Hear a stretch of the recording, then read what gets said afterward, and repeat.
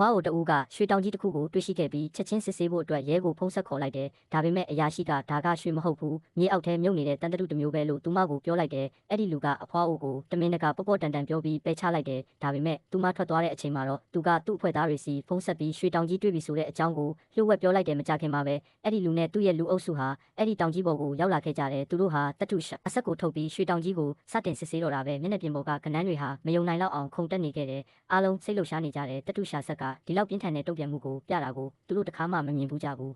ဒါဟာအစ်စ်အမှန်ရွှေတောင်ကြီးဖြစ်မှန်သူတို့သဘောပေါက်သွားကြတယ်အားလုံးပျော်ရွှင်ဝမ်းမြောက်နေကြပြီးမကြခင်ချမ်းသာတော့မယ်လို့တွေးနေကြတယ်ဒါပေမဲ့သူတို့မသိခဲ့တာကရွှေတောင်ကြီးကိုရှာဖွေတွေ့ရှိခဲ့တဲ့အဖွားအိုကသူတို့ရဲ့နောက်ွယ်မှာရက်နေခဲ့တာပဲသူမဟာရှေ့ကိုပြေးထွက်လာပြီးဒီဟာကတန်တတုပဲလို့ဘာလို့လိမ့်ညာခဲ့တာလဲဆိုတာကိုသိချင်တယ်လို့တောင်းဆိုလိုက်တယ်ရှက်ရွံ့ခြင်းမရှိတဲ့အဲ့ဒီလူကရွှေကိုရှာတွေ့သူကမပိုင်ဘူးရွှေတွေ့တဲ့မြေကိုပိုင်ဆိုင်သူကသာရွှေကိုပိုင်တယ်လို့ပွင့်ပွင့်လင်းလင်းပြောလိုက်တယ်ဒါကိုကြားတော့အဖွားအိုကချက်ချင်းလှောင်ပြောင်းလိုက်တယ်ဘာလို့လဲဆိုတော့ဒီမြေကသူမရဲ့သားပိုင်တာဖြစ်လို့ပဲလူတိုင်းရုတ်တရက်ထိတ်လန့်သွားကြပြီးအဖွားအိုကလည်းသူမရဲ့သားကိုပြောပြဖို့ထွက်သွားဖို့ပြင်ဆင်နေခဲ့ပြီးအဲ့ဒီလူတွေထဲကတယောက်ကသူမကိုစိတ်အေးအောင်လုပ်ဖို့အမြန်ရှိတိုးလာခဲ့တယ်ဒါပေမဲ့လှည့်လိုက်ရင်တမင်တကာသူမကိုတိုက်မိအောင်လုပ်ပြီးတောင်ပေါ်ကနေတွန်းချခဲ့တဲ့သူတို့ဟာသူမကိုကြည့်ဖို့အမြန်ပြေးသွားကြတယ်အဖွားအိုကအသက်ရှူရက်သွားတယ်လို့ပုံပေါ်နေခဲ့တယ်လူတိုင်းကြောက်လန့်နေတဲ့အချိန်မှာအဖွားအိုကရုတ်တရက်မျက်လုံးဖွင့်လိုက်တယ်အားလုံးတပြင်းချနိုင်ခဲ့ကြတယ်မဟုတ်ရင်သူတို့ဟာရွှေကိုမရပဲပြစ်မှုကျူးလွန်ရာရောက်သွားလိမ့်မယ်ဒါပေမဲ့အဲ့ဒီလူရဲ့မျက်နှာကတီးသွားတယ်သူကပတ်ပတ်လဲကိုကြည့်လိုက်ပြီးရှေ့ကိုတိုးလာကအဖွားအိုရဲ့လက်ပင်ကိုအကြမ်းဖက်ဆွဲကင်လိုက်တဲ့အကယ်၍အဖွားအိုတည်သွားရင်သူမရဲ့သားကရွှေဘဲမှရှိမှန်းဘယ်တော့မှတိမှာမဟုတ်တော့ဘူးသူတို့ကအခက်ခဲမရှိယူသွားနိုင်မယ်လို့သူတွေးလိုက်တယ်အဲ့ဒီအချိန်မှာပဲအဖွားအိုရဲ့မြေးမလေးကသူမကိုရှာဖို့ရောက်လာခဲ့တယ်